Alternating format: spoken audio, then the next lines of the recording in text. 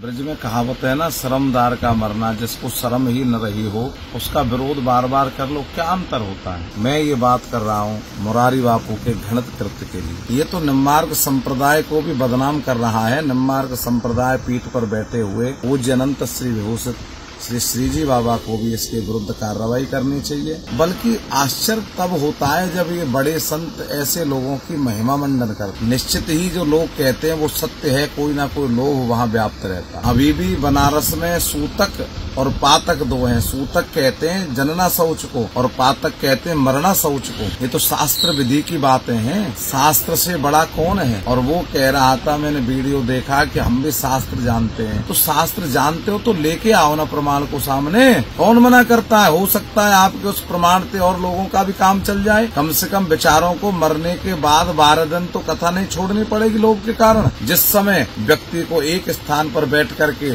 शोक संतप्त होकर के उस मृतक आत्मा के लिए प्रार्थना करनी चाहिए, उस समय तुम उसके स्वयं पति होकर के कथा कर रहे हो, लाज आनी चाहिए आप। हम कहते हैं तो लोग क्या विचार करते हैं, अरे सनातन धर्म को बढ़ाने वाले लोगों के विरुद्ध ये तो चक्र चला जा रहा है। तो क्या इन घटनाओं से सनातन धर्म का प्रचार कर रहे हैं लोग? नहीं। पाखंड पूज्यते कलौ वाली सूक्ति यहाँ सत्य होती है। जिसने पाखंड रच लिया उसके पीछे भीड़ लग गई, जिसके पीछे भीड़ लग गई उसने यधर्म प्रभवा कली। क्योंकि कलयुग कब बढ़ेगा? जब अधर्म बढ़ेगा। और अधर्म कब बढ़ेगा? जब मुरारी बापू जैसे लोग, अधर्म की सत्ता को पनपाने वाले लोग पहले भी विरोध इसका किया। क्योंकि एक ही व्यक्ति का क्या विरोध बार बार करना है, जिसने ये निर्णय कर लिया है कि मुझे अधर्म विरोध नहीं होना चाहिए। ऐसे व्यक्ति का तो बनारस के लोगों के द्वारा हाथ पकड़ करके व्यासपीठ से नीचे उतार देना चाहिए। लाज आनी चाहिए। जो ज्योतिर्लिंग भगवान है उनको सूतक पातक में उस गर्भगृह में प्रवेश करने तक का अधिकार नहीं है। और लोगों को क्या दिखता है, जो ये नहीं समझते शास्त्र की मर्यादाओं के विरुद्ध, वो भी बनारस जैसी जगह, जिस वाराणसी के लिए, जिस बनारस के लिए दुहाई दी जाती है, बोले हमारा बालक बनारस पढ़कर आया है तो विद्वान होगा। जिस बनारस में विद्वता का परचम लहराया जाता है, जिस बनारस के द्वारा विद्युत परिषद का गठन किया जाता है, जिस बनारस की विद्युत परिषद के लिए कहा गया था कि वो शंकराचार्यों तक का चयन करने की सामर्थ्य रखती थी, कहाँ गए वो विद्वान? कहाँ गए बनारस के वो विद्वत लोग? कहाँ गए बनारस की सिद्ध यूनिवर्सिटियों में रहने वाले अनेक विद्वान शास्त्रज्ञ मर्मज्ञ? आश्चर्य होता है। वो छोटा मोटा ये काम करे तो बेचारा क्या समाज को संदेश देगा? ये स्वयं तो नरक जाएंगे, वो हजारों की भीड़ को नरक ले जाएंगे। या फिर ये कलयुग के साक्षात दूत है। कलयुग ने इनको बढ़ावा दे रखा है और कलयुग के पथ पर चलने वाले सभी लोगों को कलयुग ने ऐसे दूतों को भेजा है कि ज्यादा से ज्यादा संख्या तुम एकत्रित करो, जिससे शास्त्र का ह्रास हो, अधर्म बढ़े। और अधर्म बढ़ेगा तो कली बढ़ेगा, यधर्म प्रभवा कली। क्योंकि कलयुग का मित्र अधर्म है और ये अधर्म को बढ़ावा देने वाले हैं। अगर लोगों के मन में ये बात रहे कि धार्मिक हैं, तो धार्मिक तो पाखंड कालनेमी भी बना था हनुमान जी के आगे, और इतना बड़ा बना था कि हनुमान जी को भी अपने भ्रम में ले लिया था। जो सूतक और पातक का भेद न जाने, जो गद्दी पर बैठ करके दुआएं मांगने की बात करे, जो अली मौला की बात करे, वो क्या धर्म का उपदेश कर सकता है? और अगर कोई भी तुम्हारी मर्यादा, कोई भी तुम्हारा शास्त्र इस बात को बता दे तो हम कान पकड़ करके माफी नहीं मांगेंगे, नाक रगड़ करके माफी मांगेंगे। कोई शास्त्र बता दो, तुम कहते हो शास्त्र में, दिखाओ तो सही शास्त्र, बताओ तो सही शास्त्र। खाली कहने से शास्त्र में लिखा है? और हम हजारों शास्त्र बता देंगे जहाँ हर जगह लिखा है कि 12 दिन तक तो ब्राह्मण की शुद्धि नहीं होती, लेकिन जहाँ स्वयं ही पातक से आकर के तुम व्यासपीठ पर और मंदिर में दर्शन के अधिकारी हो गए। किसने कह दिया? क्यों नहीं बोल रहे बड़े बड़े महामंडलेश्वर? क्यों नहीं बोल रहे शंकराचार्य? क्यों नहीं बोल रहे धर्म के जो ठेकेदार बने हुए हैं?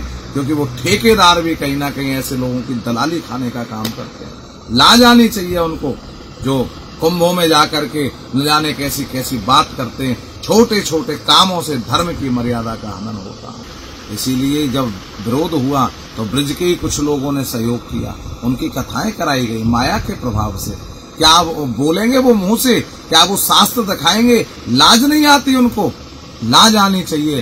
धर्म का हनन करने वाला अधार्मिक होता है। विद्वत परिषद का महामंत्री मैं राजेश्वराचार्य संस्कृतम। मुरारी बापू ने क्षमा मांग ली, मुरारी बापू ने माफी मांग ली। इस तरह के वीडियो मेरे पास बहुत आचार्यों ने भेजे। मैं वीडियो को सुना तो देखा कि माफी मांग ली कि धमकी दे दी। हमको वीडियो में दिखाई दिया कि उन्होंने बाद में धमकाया कि मैं भी चाहूँ तो बहुत लोगों की पोल पट्टी खोल सकता हूँ। मैं चाहता हूँ कि आप बहुत लोगों की पोल पट्टी खोलिए। मुरारी बापू जी महाराज धर्म के बहुत ऊंचे मंच पर बैठे हैं, पूरे विश्व को आप ज्ञान देते हैं, ज्ञान की गंगा बहाते हैं, रामचरितमानस की कथा सुनाते हैं, बहुत पुराने प्रवक्ता हैं, बहुत पुराने आप कथावाचक हैं। मैं चाहता हूं कि आपके आजू बाजू अगल बगल जितने भी आपसे सटने वाले हैं उन्हीं के तो राज आप जानते होंगे, तो आप उनके राज रहस्य प्रकट कर दीजिए ताकि पता चल जाए, क्षीर नीर न्याय पता चल जाए, जल किधर है और दूध किधर है। महाराज जी मैं चाहता हूं कि आप खोलिए। और आपसे एक मेरा प्रश्न है कि आपने माफी किससे मांगी? क्या जो उनसे मांगी जो विरोध आपका कर रहे हैं, या आपने उस परमात्मा से मांगी जो परमात्मा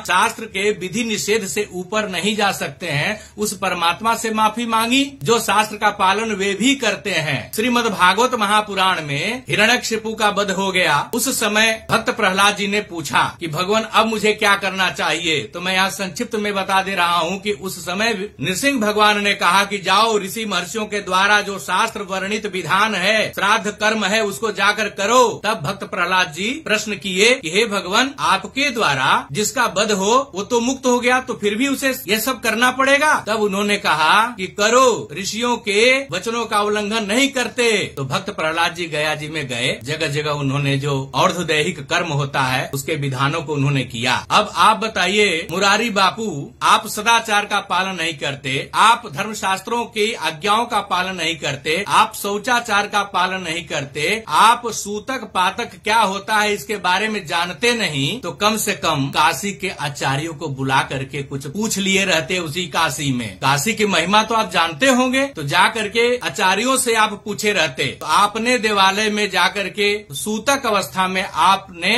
दर्शन किया, स्पर्श किया और कथा भी सुना रहे हैं। आप जो किए आपके साथ जितने भी लोग हैं शामिल, मैं काशी के उन आचार्यों पंडितों से कहना चाहूंगा, निवेदन करूंगा कि आप लोग जो गलती किए हैं इसके लिए प्रायश्चित करिए। जो भी बापू के साथ हाथ मिलाए हों उनको भी प्रायश्चित करना चाहिए, गंगा स्नान करिए, अलग से जो है गायत्री मंत्र का पुरस्चरण करिए, कुछ कम ही संख्या रख करके कर लीजिए पुरस्चरण, ताकि यह जो स्पर्श दोष है इससे आप मुक्त हो जाएं। धर्मशास्त्र हमेशा शासते हैं ताकि मनुष्य अपने जीवन को ऊर्ध्वगामी बना सके। इतने बड़े बड़े ऊंचे मंचों पर बैठे हुए लोग जो धर्म का पतन ऐसे ही तो करते हैं। हम तो पढ़े थे कि महाजनो ये न गतः सपंथाः, महापुरुष जिस मार्ग का आश्रय करें उसी मार्ग का आश्रय हमें भी करना चाहिए। और आपको लाखों की संख्या में लोग फॉलो करते हैं, आप धर्माचरण का पालन नहीं करेंगे तो इस समाज में विकृति आएगी और इसके भागीदार आप कहे जाएंगे। मुरारी बापू, आप पुनः विचार करिएगा कि आपने क्षमा किससे मांगी। और मैं अब आता हूँ उन लोगों से बात करने कि जो लोग उनकी कथा में जाते हैं, उनका लिफाफा लेते हैं, उनका शॉल लेते हैं, उनसे माला पहनवाते हैं, फोटो खिंचवाते हैं और अपनी प्रोफाइल बनाते हैं कि मुरारी बापू के मंच पर मैं गया था, मैं आज से बड़ा हो गया हूँ। तो आप लोग यह आदत छोड़ दीजिए, क्योंकि जो व्यक्ति सदाचार का पालन न करता हो, धर्मशास्त्रों को न मानता हो, शौचाचार सूतक पातक न मानता हो, ऐसे व्यक्ति से शॉल लेना, दुपट्टा ओढ़ना,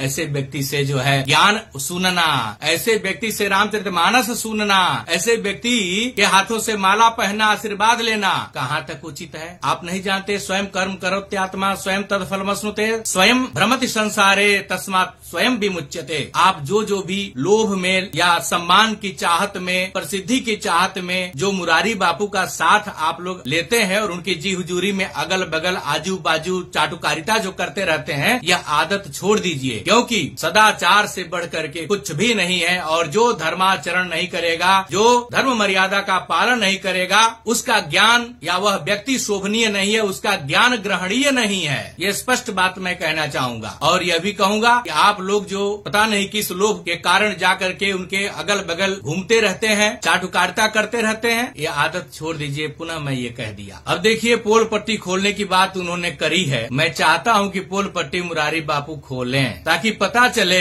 कि इस व्यापार जगत में धर्म का व्यापार का पैमाना कितना ऊपर चला गया है। बहुत करीब से बहुत लोगों को देख रहा हूँ, बड़े बड़े महाराजाओं के पास इनकम टैक्स के छापे पड़ रहे हैं, इनकम टैक्स नोटिस भेज रहा है। कई 100 करोड़ रुपए जो है कैश जमा किए जा रहे होंगे इन लोगों के आश्रमों से। इनकम टैक्स की नजर है तो ये धर्म का जो धंधा है, धन कमाने का सबसे सुलभ मार्ग जो अपना लिया गया है, ऐसा देख करके हमको कभी कभी लगता है कि कलयुग का प्रथम चरण नहीं चतुर्थ चरण चल रहा है, ऐसा कभी कभी लगता है। ओम नमः शिवाय। देखते रहिए धर्म की आवाज। धर्म की आवाज चैनल को सब्सक्राइब अवश्य करें।